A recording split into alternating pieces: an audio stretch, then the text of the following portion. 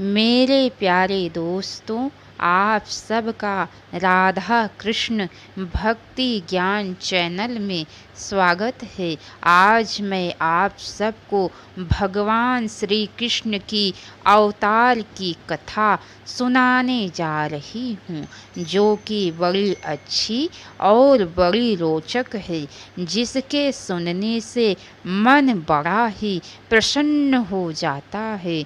तो चलिए दोस्तों, आप सबको श्री कृष्ण अवतार की कथा सुनाती हूँ।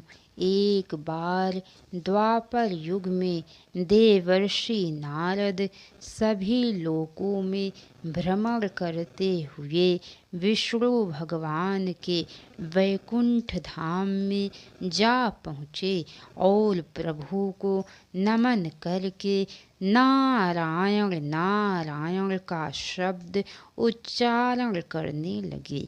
भगवान विष्णु उस समय ध्याना अवस्था में थे।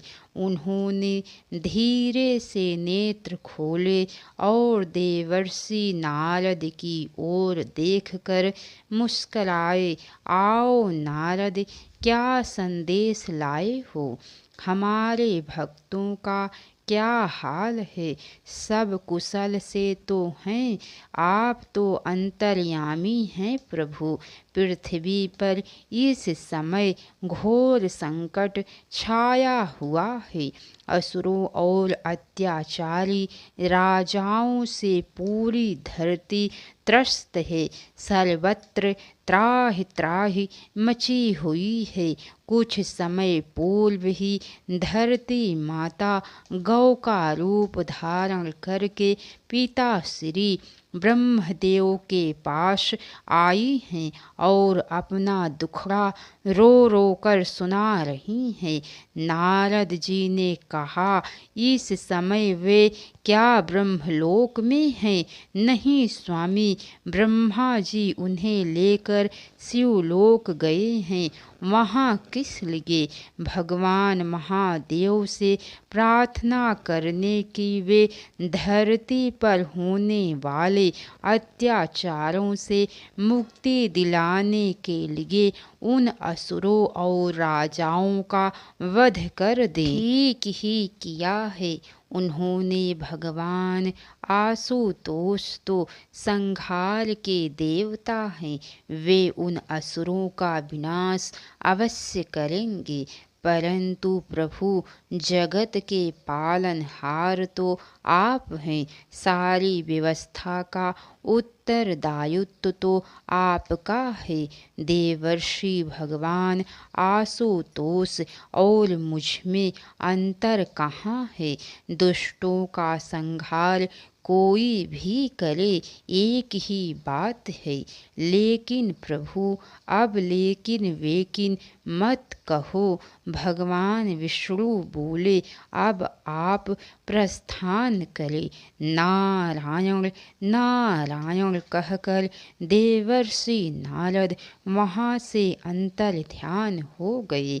उसी समय वहाँ जगत पिता ब्रह्मा और स्वयं भगवान आशुतोष शिव गौ रूपी पृथ्वी को लेकर वहाँ पहुँचे और भगवान विष्णु की स्तुति करने लगे। भगवान विष्णु ने सभी का मुस्कुराकर स्वागत किया और आने का कारण पूछा। इस पर ब्रह्मा ने कहा, प्रभु, यह धरती आपसे अपने कष्टों के उद्धार के लिए प्रार्थना करने के लिए आई हुई है। भगवान वासुतोष का कहना है कि आप ही इसके कष्टों का निवारण कर सकते हैं। आपके अलावा और कोई नहीं। हाँ प्रभु, भगवान शिव ने हाथ जोड़कर कहा, आपकी आज्ञा के बिना धरती पर एक पत्ता भी नहीं हिल सकता। आप ही इस दुखिया की पुकार सुने। भगवान विष्णु ने मुस्कराकर गौ की ओर देखा तो गौ ने रोते हुए अपनी कष्ट गाथा भगवान विष्णु को सुना दी। इस पर भगवान विष्णु ने गौ को आश्वस्त करते हुए कहा, हे देवी, तुम निश्चिंत होकर जाओ। समय आने पर मैं स्वयं मृत्यु लोक में अवतार लूँगा। परंतु प्रभु, हम आपको पहचानेंगे कैसे?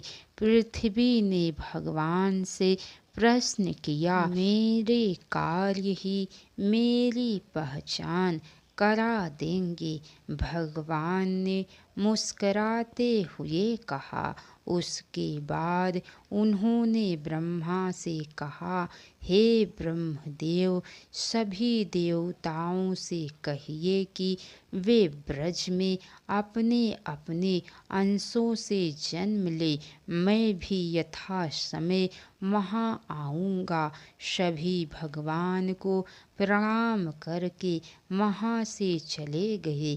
उसके बाद भगवान ने शेषनाग से कहा, हे शेष जी, आप मुझसे पहले ब्रज में वसुदेव जी की पत्नी रोहिणी के गर्भ से जन्म लेंगे। आप मेरे दाऊ बलराम के रूप में वहाँ रहेंगे। फिर उन्होंने लक्ष्मी की ओर देखा। हे देवी लक्ष्मी, आप योग माया हैं और महाराज वृषभानु की पुत्री राधा के रूप में वहाँ जाएंगी। आप मेरी योग माया हैं। आपके बिना मैं कुछ नहीं कर पाऊँगा। और आप प्रभु, देवी लक्ष्मी ने सशंकित होकर पूछा, मैं माता देवकी के गर्भ से जन्म लूँगा और सदैव आपके पास ही रहूँगा। भगवान मुस्कुराए। श्री कृष्ण का जन्म मथुरा नगरी में उन दिनों महाराज उग्रसेन का राज्य था। परंतु उनके बड़े पुत्र कंस ने उनसे राज सत्ता छीनकर अपने हाथ में ले रखी थी। कंस बड़ा दुष्ट, निर्लज्ज, क्रूर और अत्याचारी था। उसकी चचेरी बहन देवकी का विवाह सूरसेन के पुत्र वसुदेव से होना तय हुआ था। विवाह की तैयारियां चल रही थी। वसुदेव की पहली पत्नी रोहिणी से कोई संतान नहीं थी, इसीलिए वे दूसरा विवाह कर रहे थे। विवाह के अवसर पर मथुरा नगरी को खूब अच्छी तरह से सजाया गया था और चारों ओर मंगल गीतों की मधुर ध्वनि गुंजरित हो रही थी। विवाह खूब धूमधाम के साथ किया गया था। विवाह के उपरांत जब वसुदेव अपनी पत्नी देवकी को विदा करके ले जा रहे थे तो कंस ने स्वयं रथ की बागडोर अपने हाथ में ले ली और बोला कि वह अपनी बहन को छोड़ने स्वयं जाएगा। वह बड़े उत्साह के साथ रथ हाँक रहा था। उसके साथ सैकड़ों हाथी, घोड़े, सैनिक, परिचारिकाएं सुंदर सुंदर वस्त्रों में सज धज कर चल रही थी। दहेज में देवकी के पिता देवक ने भरपूर दान दहेज दिया था। जिस समय कंस रथ को हाँकते हुए राजपथ पर लाया, तभी आकाशवाणी हुई, अरे मूर्ख कंस, आज तू अपनी जिस बहन को सुखपूर्वक विदा करके छोड़ने जा रहा है, उसी के गर्भ से उत्पन्न 8वीं संतान तुझे मौत की नींद सुलाएगी। आकाशवाणी सुनकर कंस चौंका और दूसरे ही क्षण बौखलाकर उठा। वह क्रोध में भरकर पलटा और उसने अपनी तलवार म्यान से खींच ली। वहाँ उपस्थित लोगों में हाहाकार मच गया। वसुदेव ने कंस के रौद्र रूप को देखकर कहा, कंस, यह अवश्य किसी की शरारत है। तुम्हें एकाएक इस प्रकार क्रोध में नहीं भरना चाहिए। पहले पता लगाओ कि ऐसा कहने वाला वह कौन है।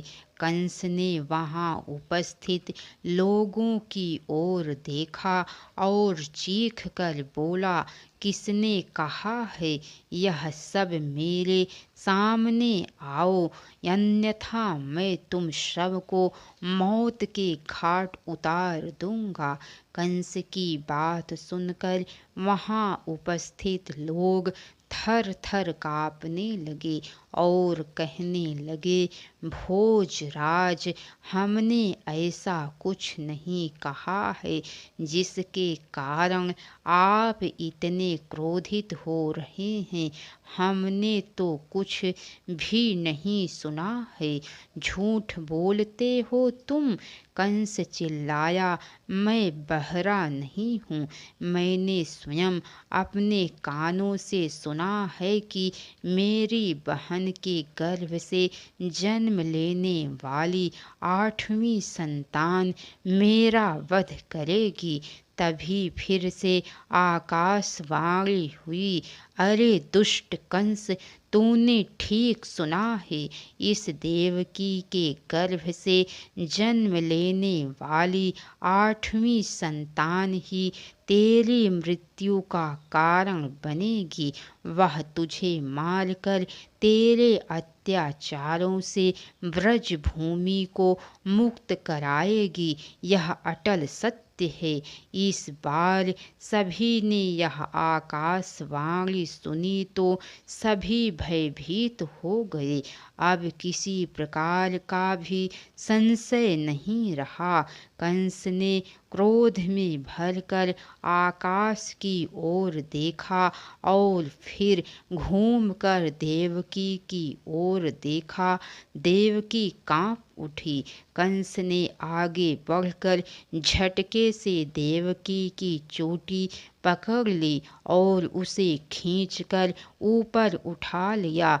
वसुदेव ने उसे रोकना चाहा, पर उन्हें उसने पीछे धकेल दिया और क्रोध में भरकर चिल्लाया, देवकी, गर्भवती तो तू बाद में होगी। मैं तुझे अभी खत्म कर डालूंगा। इसके आगे की कथा दोस्तों आप सबको कल सुनने को मिलेंगी। तो कैसी लगी कथा लाइक करके कमेंट बॉक्स में ज़रूर बताइएगा। तो बोलिए नंद के लाला भगवान श्री कृष्ण की जय। हर हर महादेव।